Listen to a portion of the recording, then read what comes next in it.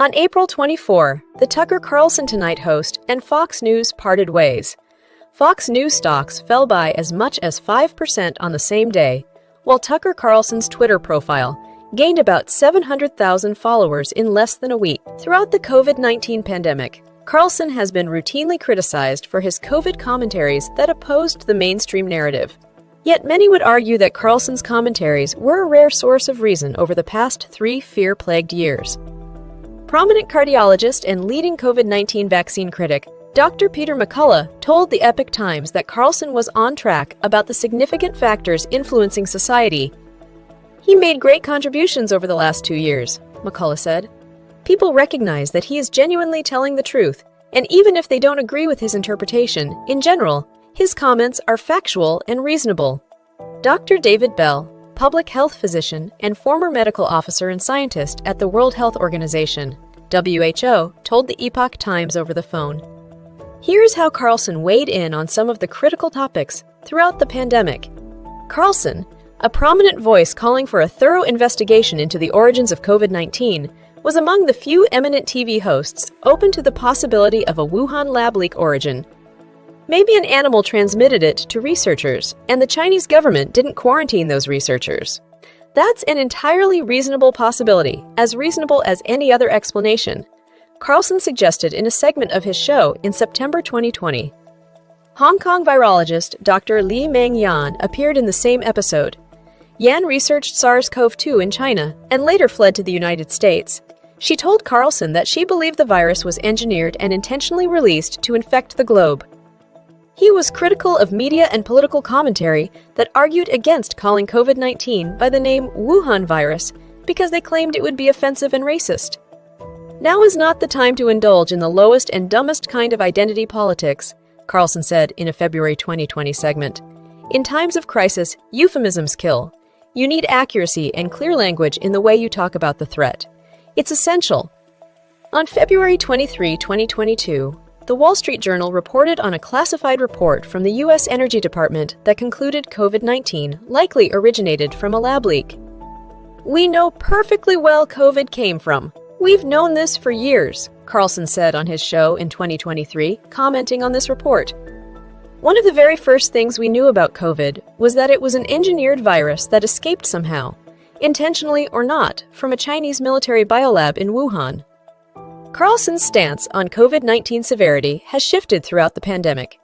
Early in the pandemic, mainstream health authorities argued that the risks of COVID-19 were minuscule and that the flu posed a more significant concern. Carlson, however, citing data from the WHO at the time, expressed concern that the COVID-19 virus could be 30 times more dangerous than the flu and that the health system might be unable to handle this virus.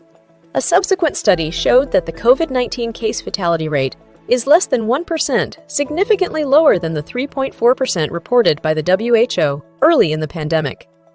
"We now know that the virus isn't that deadly," Carlson said in a segment aired on May 22, 2020. "An enormous percentage of coronavirus infections produce mild symptoms or no symptoms at all.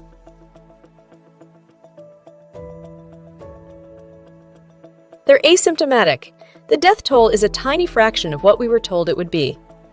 Carlson was a leading critic of the push to vaccinate and the censorship of discussing adverse events since the initial vaccine rollouts.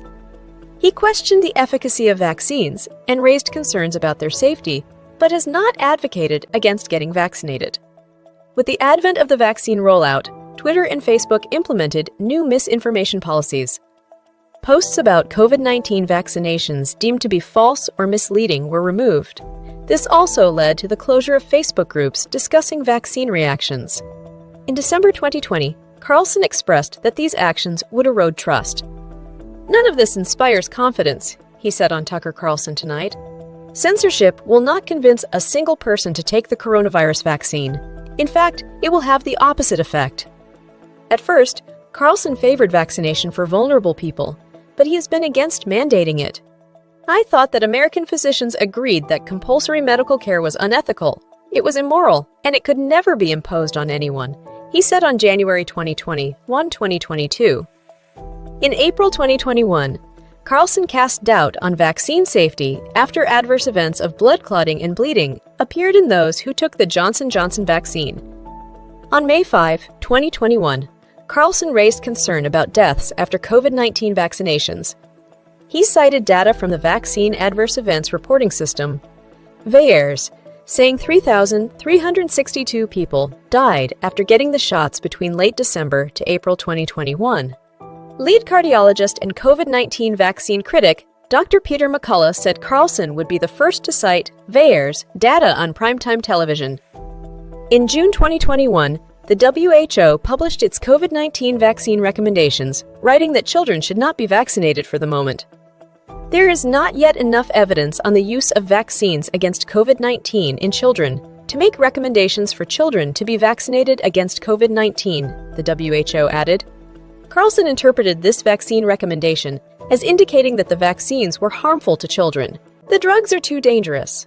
There's not nearly enough data to understand the long-term effects or to show that the benefits are worth the risk that they bring, Carlson said. Judging by the VAERS reporting system, we can be certain that some will be harmed. Beyond that, we can't be sure. We aren't even sure what effects this vaccine will have on the elderly. The one group we were told from day one should take the vaccine as quickly as possible. Carlson's most recent comments on COVID-19 vaccines came from the Tucker Carlson Tonight Show, aired on April 19, 2023. Robert F. Kennedy Jr., a 2024 presidential candidate and the founder of Children's Health Defense, a not-for-profit activist group for childhood vaccine safety, joined Carlson. Carlson introduced Kennedy as someone who knew early on that the COVID vaccines were both ineffective and potentially dangerous. Carlson was initially in favor of voluntary masking. "Of course, masks work," he said in a segment in late March 2020, while also raising the concern that masks were becoming difficult to source. He later changed his take on masking in July 2020, saying there was no basis of any kind in science on mask wearing. However, Carlson has always been critical of mask mandates, arguing that the mandates were implemented more for political reasons than public health. In discussing the Virginian lawsuit that ruled to allow parents to opt their children out of wearing masks, Carlson repeated ruling Judge Louise DiMattio's comments. Louise DiMattio made a highly revealing statement. "I'm not going to decide who's right and who's wrong on masking," she said. "This is really about the hierarchy of authority." Well, exactly. That really is what it's about. After more than 2 years of COVID restrictions, there's not a huge amount of scientific debate over masks on children, Carlson said. The only debate left, as the judge pointed out, is not to debate over science. It's a debate about power. In January 2023, Research Gold Standard Cochrane published a review concluding masking does not slow the spread of COVID-19. Carlson has been critical of lockdowns, arguing that they have been harmful to individuals and society and do not help control the spread of the virus. Carlson said in a segment on his show in November 2020, "The evidence is in. Lockdowns don't work. They don't make us safe. They don't stop the virus. They do cause enormous harm, though, especially to the poor and the middle class." Studies have shown conflicting benefits of lockdowns. For example, a study by the University of California found that early lockdowns prevented infections by 56%, but they came with a decline in GDP, employment, customer spending, and satisfaction. Contrastingly, a Johns Hopkins study showed that lockdowns only reduced COVID-19 mortalities by 0.2% on average. Carlson has also criticized government officials for imposing strict lockdown measures while failing to adequately support businesses and individuals struggling due to the pandemic. Thank you for watching. Don't forget to like and subscribe for more great content in the future.